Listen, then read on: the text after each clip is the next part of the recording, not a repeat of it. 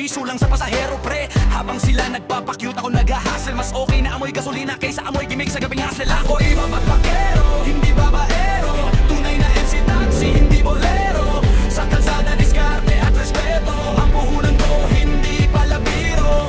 Pag nagmahal ako, isa lang yan bro.